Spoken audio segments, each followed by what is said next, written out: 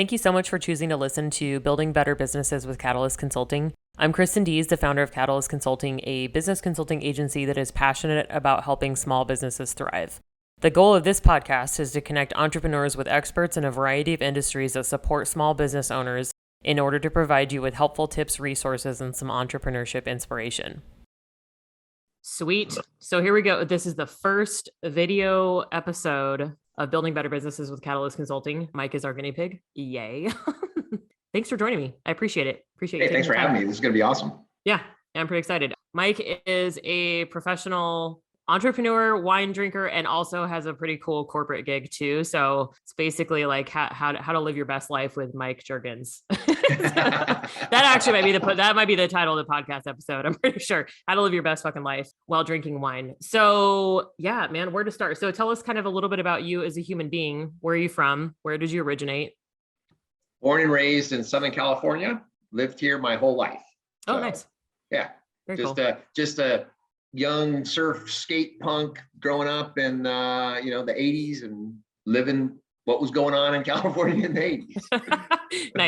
Nice. So yeah, a little punk running around in California. I like it. Oh, how did you evolve into what you are now from there? So I started a t-shirt company with my friend, and we had some pretty interesting adventures, including getting in a trademark war with MTV over the use of the word butthead, which we had trademarked, and they wanted it for Beavis and Butthead. Nice. And I had never planned to go to college. I was always like, I'm going to run businesses and I'm going to do stuff. And this little t-shirt company, we ended up having a really big opportunity that would have made us millionaires with Kmart. And I screwed it up. And I screwed it up because I was 21 years old and I thought I knew about business and I didn't. And so after that, I was like, you know what? I need to get an MBA if I'm going to play this business game, because I suck at it.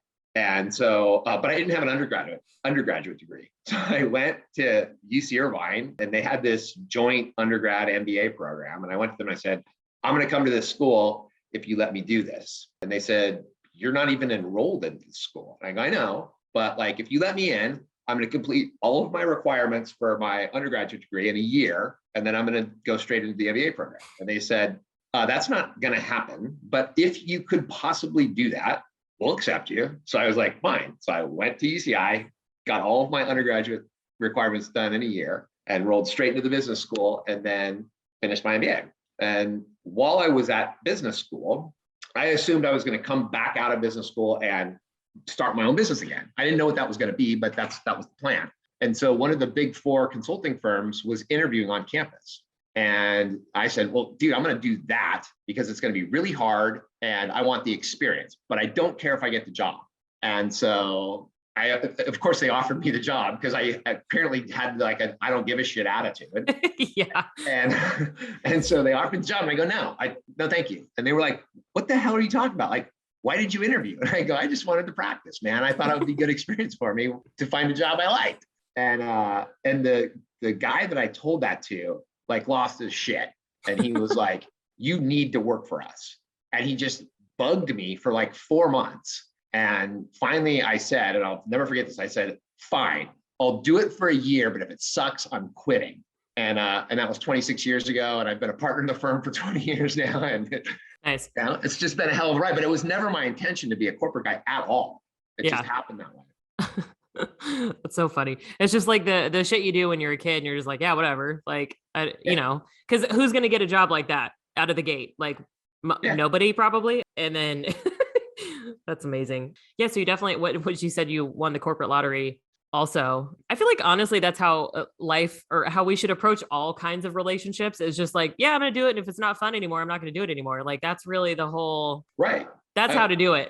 Yeah. If it sucks, don't do it. Yeah. I mean, philosophically, that's pretty easy to get your head around. Yeah. But people they work at jobs they hate. They stay in relationships they hate for years and years and years, or their entire life. And they're like, what the hell, man? Life's too short. That's funny. So, okay. So then how about your entrepreneur journey? Because your real life isn't cool enough. Your night job, or who do you operate as in those side? Yeah. So I was always kind of passionate about wine. And so kind of got introduced to it when I was about 23. It was actually while I was like doing this school thing. And just like as a hobby, I would go wine tasting and I would learn about it. And I was interested and I was passionate. And I just kind of did that for about 10 years while I was climbing the corporate ladder. And somewhere along the way, I said, you know what, I'm going to get serious about this. And I started really studying and taking classes to get wine certifications. And so I started with my certified specialist of the wine, and then I went and got my level 2 sommelier certification. And then I learned about this thing called Master of Wine. And Master of Wine, there's about 420 in the world, and there's about 58 currently in the US. And I was like, I'm going to do that. That seems cool as hell. And so I threw up a Hail Mary application to the Institute, and they, for some ungodly reason, accepted me as a candidate. And then I started working my way through that journey. And then along the way, I found myself in the Kingdom of Bhutan in the Himalayas, which is a whole separate freaking story. And I looked around and I was like, this place is perfect. Where are the wineries? And turns out they didn't have any. So I started an industry there. And then along the way, through some other random coincidences, I started a rum company that ended up being the highest rated silver rum of all time. As one does. Yeah. As one does. Yeah. As one does. And then I started writing some books about wine, and I ended up writing a bunch of books about wine, and like one thing led to the next, to the next, to the next. And it's kind of how it goes. Yeah.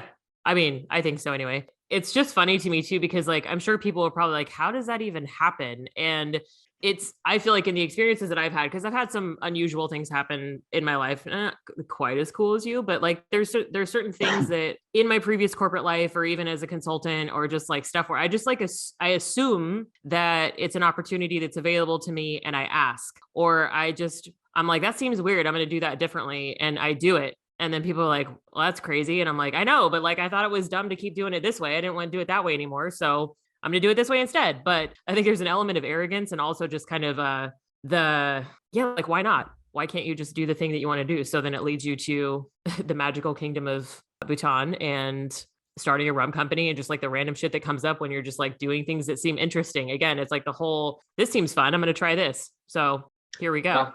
My business partner in the rum company, he calls me the what if guy. Yeah. Because you're always like, well, what if we did do it? What if we did try it this way? What if? And that's kind of how the whole rum company got started. Actually, I'll tell you this story. My partner, who's a rum fanatic, and my son, who is a rum aficionado, and me, who could give a shit about rum, were sitting around one day drinking randomly in the Kingdom of Bhutan in the Himalayas. This is where this conversation took place. And we're sitting on this patio and we're looking out over these beautiful views. And my friend goes, "We should start a rum company."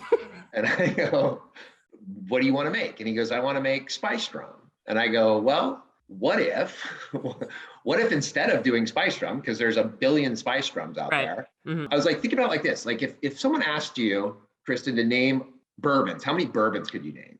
Hundreds, right? Yeah. Well, how many vodkas? How many vodkas could you name? Yeah.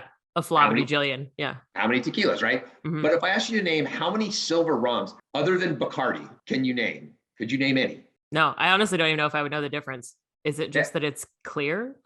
Well, so there's clear, and then there's brown, and then there's flavored. And flavored could be like Captain Morgan or Sailor Jerry or anything like that. Yeah. Okay. But Bacardi is like the only player in this space. And so I said, look, from a business perspective, it makes a hell of a lot of sense to target categories where there's less competition. Mm-hmm. So what if, instead of doing a spiced rum, what if we did a silver rum? And that's how the company got started.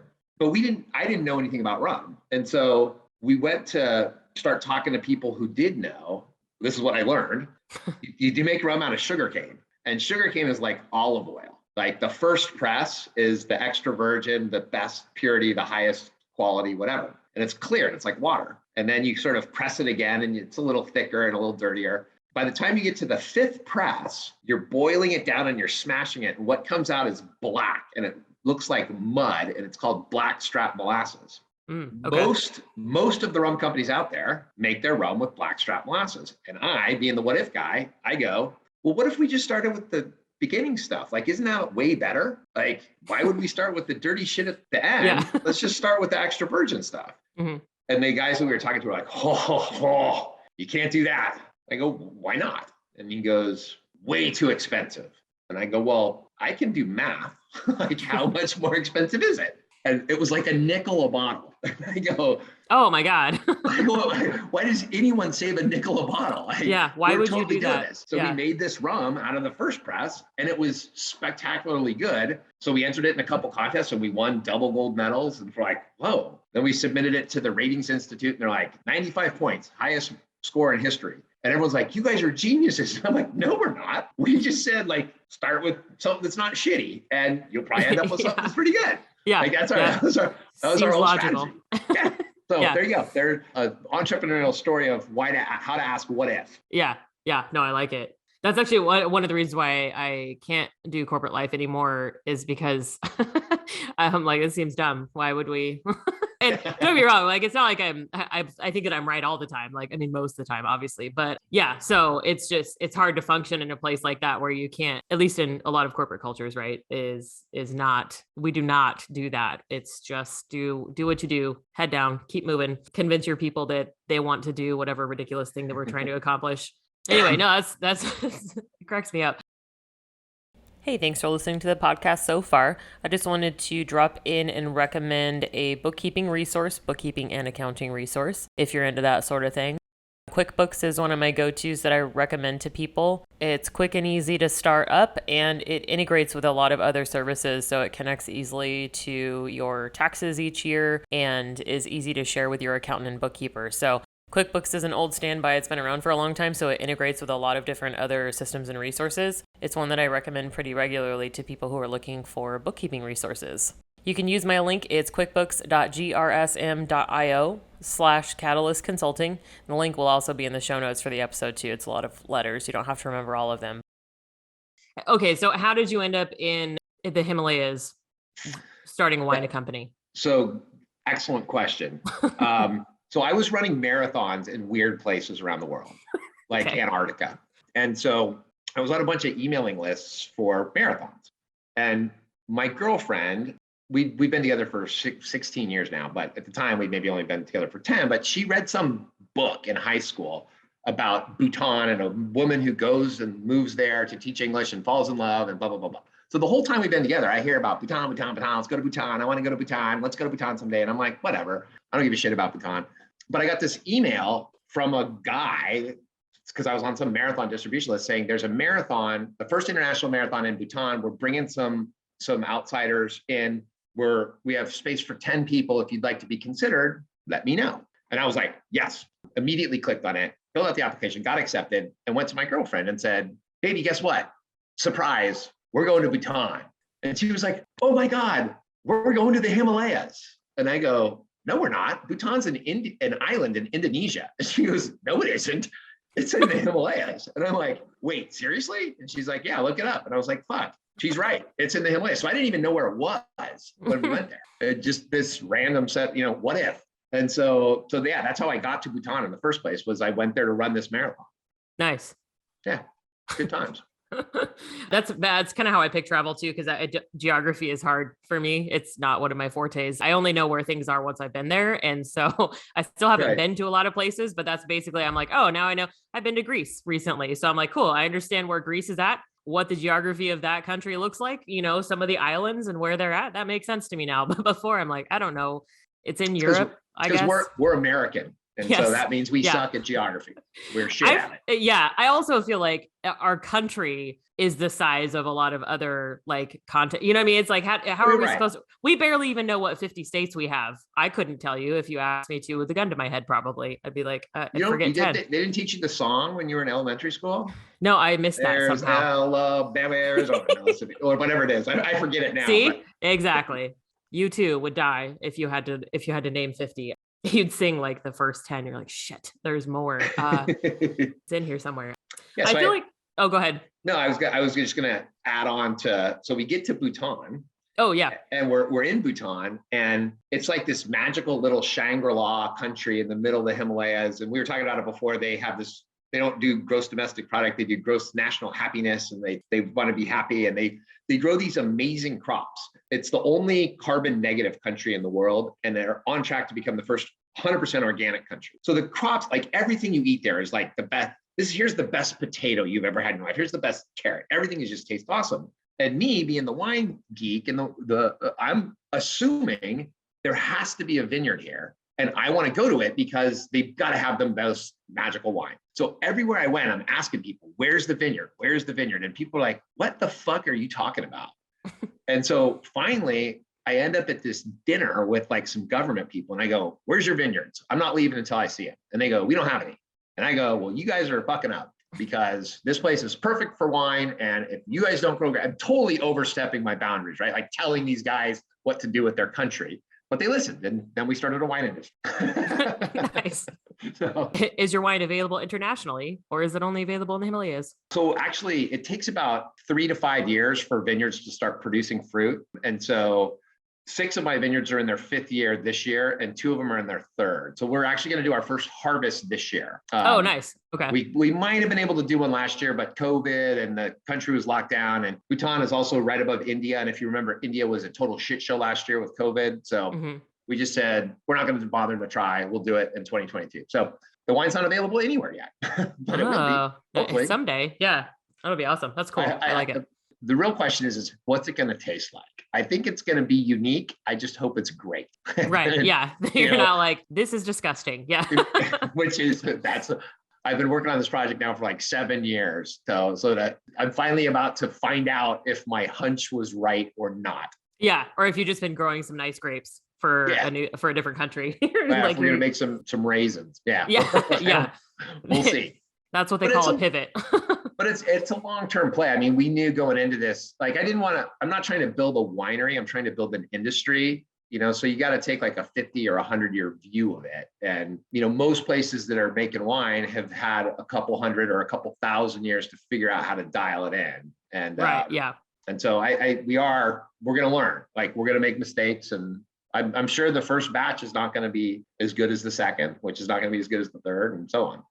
Which is cool. I'm all right with, failing and learning. Yeah.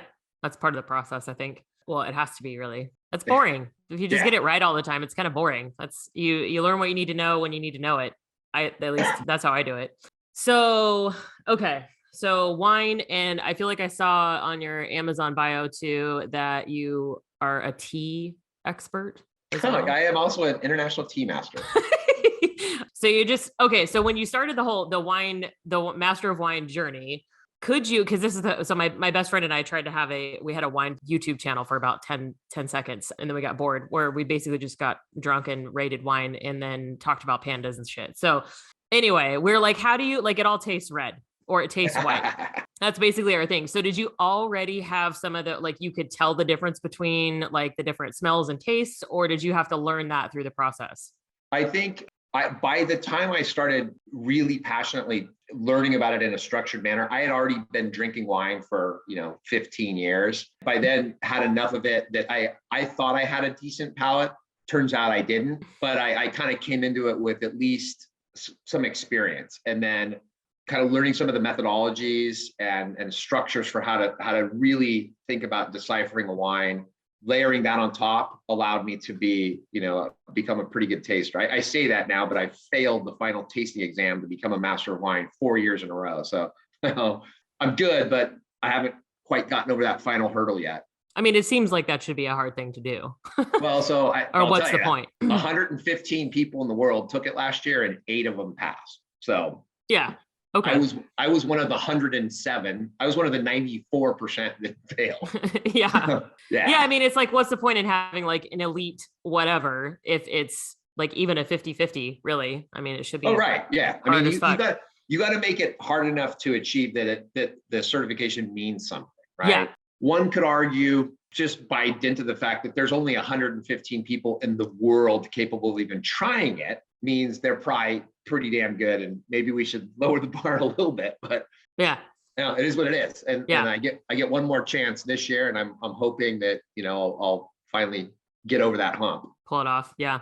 Well, I mean, based on what I know about you so far, if anyone could do it, it's probably you. So yeah. So you sent me a copy of your book too, which I'm pretty excited. I think so the thing that I like about it is that it's not like douchey wine stuff. It's like, one, you swear a lot, which is one of my favorite things about you. And the way that you write is funny to me. Like, for example, what was the one I I saved something here. Oh, it's called Drinking and Knowing Things. And this is volume 1. And you just launched volume 2, right? Didn't you say just the other day? Volume 2 just came out Tuesday. And Yeah. I just got my first copy of it literally last night. So I'm pretty excited. Yeah. Like why the specific wine is dope AF in each little chapter, which made me laugh. And I can't remember what the other, oh man, what was the other thing I had? It was just like a couple things that just fucking made me laugh out loud. So it's like, if you want to learn about wine and shit and not in a, like, what's the word I'm looking for? Well, yeah, douchey. Like, Douchey. because a lot of people, they're talking about wine and stuff, and it's like, oh, it's this, blah, blah, blah. It's like for the layperson who's trying to learn more about wine and stuff. Because like I said, it's hard to learn. And if you go to a lot of just general tasting rooms and stuff, a lot of the people there aren't really wine experts. They're just telling you what whoever told them to say about the wine. Like, it's fruit forward and notes of oak and whatever. And you're just like, okay, fucking, again, it tastes red. Whatever. Like, well, so I have a theory about this. I think like when you were in Greece, I'm sure like nobody treated wine like it was anything special. It was just, no, it's also terrible. Yeah.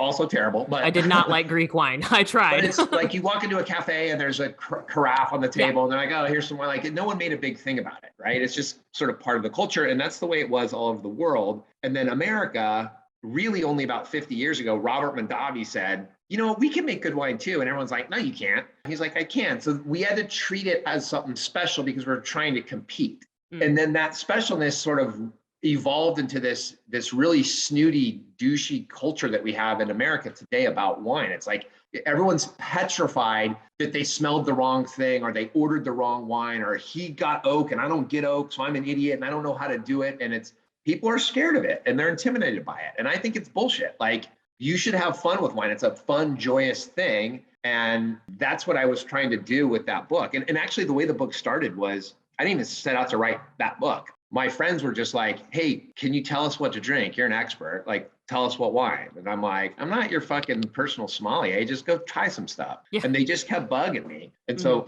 finally one day I was on an airplane and I was reading a wine book by an expert. And the person was like ripping on Chenin Blanc. Just like Chenin Blanc is a garbage grape. And I'm like, fuck you, it is not. Chenin Blanc is great. I'm going to fix this right now. And I went home and I typed up an email to my friend saying, Chenin Blanc is great and you should fucking go get some right now. And here's a couple bottles that I recommend. And everyone that got it said, this is the greatest thing ever. Send us another one. And so I sent another one. And then they sent it to their friends. And then those friends emailed me. And I ended up with this huge mailing list of like these things I was sending out. And then the people that came late to the party would email me and go like, hey, I'm late to the party. Can I get copies of like the first 42 emails? And I'm like, no, I'm not your librarian, but I got enough requests from it. So I'm like, all right, look, let me bundle up the first 52 in a book. I'll put it out on Amazon and then you guys can just go get it there and you can have it and it's a reference guide and whatever. And so that's what I did. And then it became a bestseller. So like it's to your point about the way it's written, it was me telling my friends what I think about wine in a very honest and unfiltered way. If you look at the Amazon reviews, some of them are hysterical. They're like, this book would be an amazing book if it wasn't for all the curse words. Oh God, yeah. And then the next one will be like, what I love most about this word is the F, or this book is the F bombs. It's, if you want to amuse yourself, go spend some time reading my Amazon reviews. Yes, I will do. That's being added to my list of things to do. I just clicked on so it's on my website or on the web browser. And by the way, I still do the weekly email today. So if any of your listeners want to join it, they can just go to drinkingandknowingthings.com and just put their email address in, and then they'll start getting them. Actually, from the beginning, they'll start with number 1 and they'll get a new one every week for forever. Nice. Yeah. I like it. I'm going to also sign up for that. It's funny because like I just clicked on it and expanded the description of the book. You literally say goddamn in the first or second sentence. Like, why would you buy the book if you did? Like he swears in the description of the book. People are weird about that stuff. I think if you can scroll down past the reviews, you'll see like the formal critic reviews. And there's one in there that says this book has a lot of curse words. I think it's from like Online Book Club or something. That's amazing. It's just like a factual statement. You're like, cool. Yes. I'm like, yeah, it does. Yep. You're right. That's how I talk. So that's yeah. Yeah, it's funny because actually, for whatever reason, I have a kind of a filter when it comes to my business and stuff. Because it's some people like it, some people don't. I'll swear a little bit, but like this podcast episode is going to be flagged as explicit because I'm like, this is how I actually talk with like people that I know in real life. I've always just kind of had a filter outward. I mean, I do too. I think there's kind of a time and place, Yeah. right? But what's funny is that, most people will, curse in their normal everyday life with their friends and with their family. It's not a big deal. And then they feel like they need to show up differently to work. And I get that. And there's some merit to that. Like you wouldn't want to go have surgery where the surgeon is going, hey, look at this fucking thing, right? That would not be great. But but a lot of the business that we do, I think we can take ourselves a little too seriously. And I think that's a bummer. Yeah. I think the more authentic we can show up in every walk of life, the better it's going to be. Yeah, it's because it's just, I mean, I don't know if this is actually verified or not. Maybe it was just an internet meme that went around, right? But the thing about people who swear tend to be more honest and authentic. People tend to just trust them more because it's a more authentic representation of who they are. That's and I'm like, that's my style. I feel like a lot of people who do, I mean, I think that there are people who just swear too fucking much. Like it's like, dude, you don't have to say the F word every other word, like for emphasis or as part of your storytelling, or, the more worked up I get about something, the more swear words come out and the more creative they get. Well, it's like, remember when you were like, however old you were, 14 or 17 or 18 or whatever, and you realized, hey, you can swear. Yeah. And then you just like overdid it for like 2 years. Yeah. Some like, people just never grew out of that. And they just kept doing that. I'm like, what is the most offensive thing that I can say? Yeah. And the creative insults. That's one of my favorites. Yeah. So it's just the way that I talk, because somebody told me that at one point in time, I was like, do I swear too much? Because we were in a meeting with somebody who it was like that, like F word ever. I'm like, dude, is that how I talk? She's like, no, you're way worse. It's yeah. So I've been meaning to tell you that we've scheduled an intervention for you, and it's pretty rough. Yeah. So anyway, yeah. So there you go. People who swear are considered trustworthy. I did not know that. So I learned something today too. You're welcome. Yeah. That's cool. That's why I'm so trustworthy. Yeah, exactly. People are like, this fucking guy knows what he's talking about. I think especially when it comes to something like wine too, where you're just like, let's just pull the veil back a little bit here, guys. Okay. We don't have to gatekeep everyone's enjoyment level. Okay. Well, so think about this. There's a town in Spain it's a little wine town. And every year they have a wine fight. And everybody in the town stays up all night partying, even the old people. And then when the sun comes up, they all put on white and they go out in the vineyards and they have a wine fight with like squirt guns and water balloons and buckets of wine, and everyone just gets soaked. Like that's, to me, what wine should be. It should be fun and for everybody, and everyone just has a great time with it. That would never fly in the US. No. Never. We really do take ourselves very seriously. It's a travesty.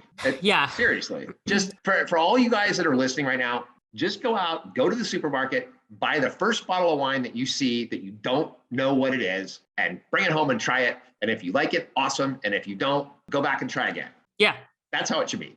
Yeah, I like it. And I wine taste whenever I can, because I'm in Washington. So we got some wines up here too, It's like, there's tasting rooms all over the place in Spokane. Where are you? Are you in Spokane? Yeah. Oh, yeah. So you could just go a little bit south and the Walla Walla is, chock full of wineries, great wineries, actually. Yeah, just a few here and there. Yeah, so we have tons of tasting rooms and stuff in town. And it's like, I like to just do flights because that's kind of how I evolved from whites to reds, because it was just, I started with, the Rieslings and all of that, and then worked my way. I like Gewürztraminer because it sounds cool. It's a little Riesling-y, but yeah. So then I started tasting wine and trying different things. And then my palate sort of graduated and I was like, Chardonnay's not terrible anymore. Okay. And then I worked into reds, and now that's all I can drink because I'm old and I apparently get heartburn now.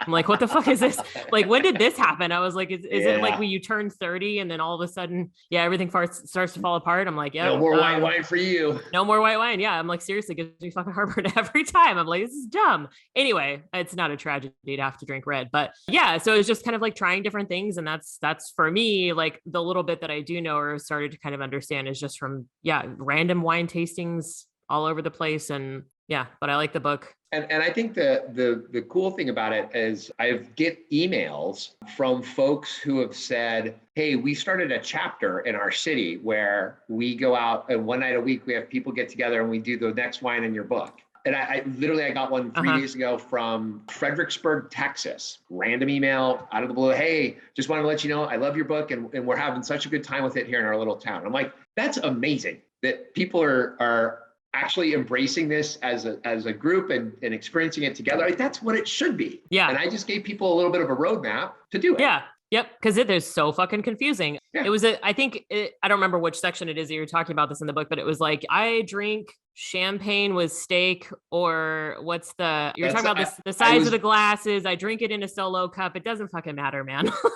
That's the section on wine etiquette. And I'm like, rule number one is there's no fucking rule. Yeah. You can do whatever you want. Do what you want. Yeah. And whatever you like doing, that's the right thing. Yeah. And if you like it, then it's a good wine. I put ice cubes in wine all the time, red and white. Oh, and that was the other. People lose their minds. They're like, what are you doing? And I'm like, I'm a wine expert. This is the right way to do it. And they're like, oh, can I do it? But yeah, sure. You can do it. Sure. Yeah. Just pick up the cubes and put them in your glass. There you go. Do you like it? Yeah. Like, yeah, I like it. Cool. There you go. There you go. Mm-hmm. Done.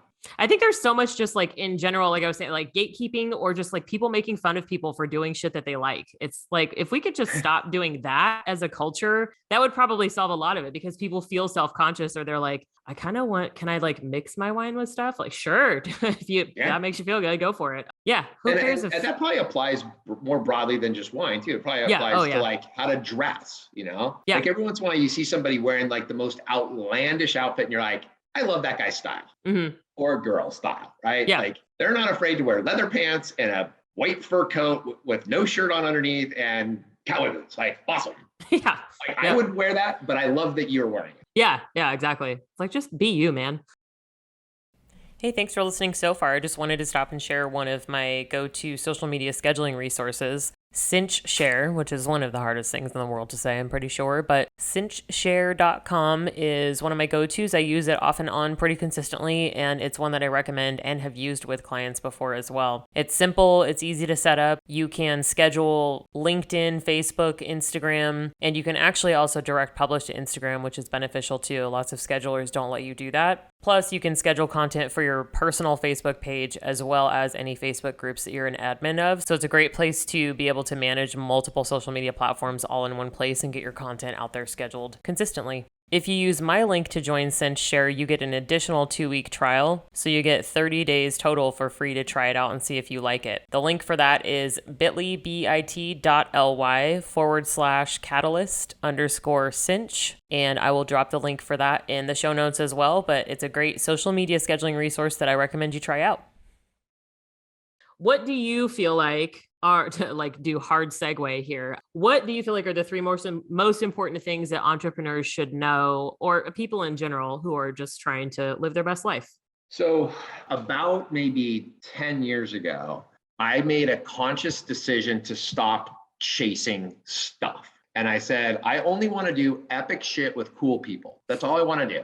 And if it's not epic, I don't want to do it. And if the people are assholes, I don't want to do it with them. That's it. That's all I want to do. And so that became my benchmark for measuring like what to get involved with. And by doing that, I ended up, at a glacier near the South Pole running a marathon and like swimming around with great white sharks at the shark feeding grounds by Guadalupe Island. And like just this random stuff. And I think what that did is it freed me up in my business world to focus on the things that were the most important as opposed to the other stuff. And that led me to Bhutan, do epic shit with cool people. So I think I like that approach for my life. And I tell my kids, like, this is the way you should live your lives. And I think that all entrepreneurs could benefit from that type of approach. That's one.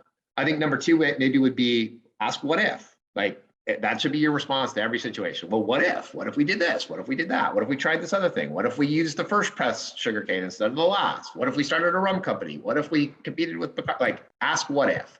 Maybe the third piece, and I'm not sure how concise and succinct you were looking for bullet points, but this next one's a little philosophical. So the analogy that I think about is if you were taking a kayak down Whitewater Rapids, the rapids are going to take you to the end. And you can kind of get in the middle and just kind of steer a little bit, nudge a little bit, and you'll have the ride of your life. But if you try to fight it, if you try to like paddle, if you try to go upstream, if you try to steer around stuff, you're not going to. You're going to get the shit kicked out of you. And I think in life, the universe is going to take us where we're supposed to go. And you can fight against it, but you're just going to exhaust yourself and you're going to get beat up. But if you can find the flow state, if you can find where the universe is taking you and just embrace that, you get to the right spot and you get there faster, easier, and so on and so forth. So I think my third piece of all this would be don't fight the universe. Yeah, I think that's a good way to kind of, I was writing down like, find the flow state. What's the, don't fight the universe. Don't fight the universe. Mm-hmm. Embrace it. So, yeah, I like that too, because I feel like it like kind of ties into like trusting your instincts, trust your gut. Well, and if you're only doing epic shit with cool people to begin with, like if that's the direction that you're going, then where the universe is taking you, you get there faster. Mm-hmm. I think one of the things that stuck out in my head, because I traveled for a little while. I quit my corporate job when I was 30 and traveled for about a year. I was like, fuck this shit, I'm out. It is living a life in which you regret as few things as possible is basically my whole, it's like, all the stories you hear from people on their deathbeds, elderly people at the end of their lives, they've been alive for 80, 90, 100 years, whatever, nobody ever regrets the shit they did. They regret the shit that they didn't do. I mean, unless they hurt somebody, like, fine. Okay. Right. Let's assume that that's not part of the story. Yeah. But yeah, it's like taking chances and doing epic shit with cool people and doing things your own way or trusting your instincts or that thing that's always been in your mind that I really want to skydive or to do a crazy roller coaster or start my own business or whatever the fucking thing is. Like, do the thing, because life's too fucking short, man. Like, well, and I think you can't be outcome specific, right? So you can't say I want to do this and I want X to happen. You can't depend on an outcome, because then if you do whatever that is and that a different outcome comes, then you're like, oh, I failed and this is bad, this is wrong, whatever. You have to go into it and say, like, I'm going to do this and I'm not sure what's going to happen, and I might not like some of the outcomes. Like, they may not be fun, but I'm going to do it anyway. And then if you are not outcome specific, what you find is you get some lows, but you get way bigger highs and a much higher quantity of highs. Mm-hmm. But the lows are the price you pay for getting the highs. And I think what happens is people get too scared of, like, I'm gonna skydive and I might die. You know what? You might. That's right. That's absolutely right. And if that happens, it is what it is. You could also slip in the shower and snap your neck, which is one of my greatest. That's one of my greatest fears. I'm like, man, please don't let this be the way that I go out. Let it be something cool like skydiving. You know what I mean? Like, okay. Well, man. Honestly, like you're like, dude, if you got eaten by a great white shark, like, that's a terrible way to go. But you know what? Everyone in the world would hear about it. Fucking legendary. All over the news. Yep. Yeah. Doing epic shit and get eaten by sharks. Like, I mean, your friends would have some really cool stories to tell about you. Yeah, dude, it'd be a rad funeral. That's for sure. Right? Yeah, no, I definitely agree with that.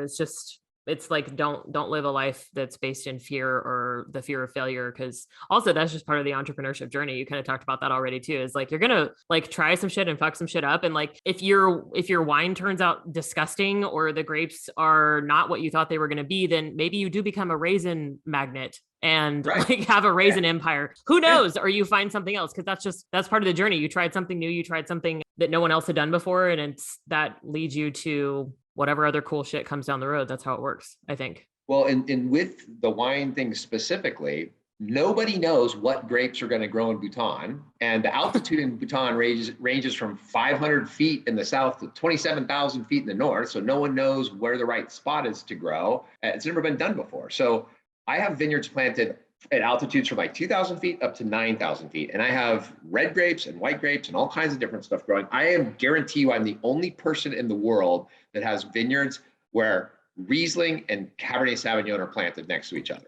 And I know with 100% certainty that a bunch of that shit is not going to work. And I'm totally fine with that. I don't need to have everything work. I need to find the one thing that does work.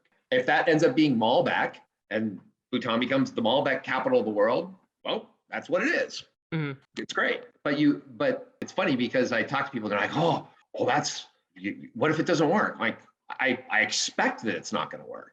Yeah, that's not the point. Yeah. That's not the point. The point is find the one that does work. And the way that you find the one that does work is you try a bunch of shit. Yeah. Yeah, it's like the curiosity and just wanting to try. I don't know. Yeah. Because the same thing happened like when I decided to travel. So I was having this conversation with a friend the other day too. I'm like, so I've already done the scariest thing that I could think of, right? I quit my job that I'd worked at for 10 years. I was making good money, quit my job, cashed out my 401k and fucking bounced to a country that I did not speak the language. I was like, I'm going to go to Mexico. And people are like, do you speak Spanish? I'm like, I'll figure it out. Which some of the experiences that I had there were not a great time, but one, I have a much better understanding of what people feel like when they come to our country and don't speak our language and get treated like shit. Because I've had to do that. I was like, oh, this is really embarrassing. I'm like, okay, all right, lesson received, universe, thank you. But yeah, I'm like, I die if I get kidnapped by a cartel and eventually I become an overlord in Mexico. That's great. That's fine. That's definitely on my life plan. That's one of my retirement strategies. And if I don't, I could get hit by a bus walking across the street. I could get hit by a drunk driver in my car. Like that's a lot more likely to happen than the things that you're telling me that I should be scared of. I could get stabbed by somebody in downtown Spokane. Like, I don't get, Right. like, you're going to die, man, at some point. Like, hopefully it's not painful and hopefully it's really not as awful as getting kidnapped and murdered.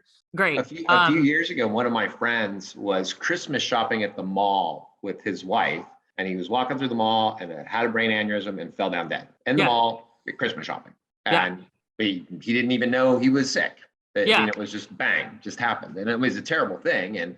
But to your point, nobody fucking knows. So go live. Yeah. Do some stuff. I mean, it doesn't have to be as crazy as some of the shit that we're talking about, obviously, but like, that's a different kind of but it could adrenaline. It could be as simple as try a Gewürztraminer. Yes, right? Exactly. Gewürztraminer. Take the Oki Chardonnay and try the Gewürztraminer. And guess what? You might not like it. Yeah. But now you know. But then you'll know. And then you can move on.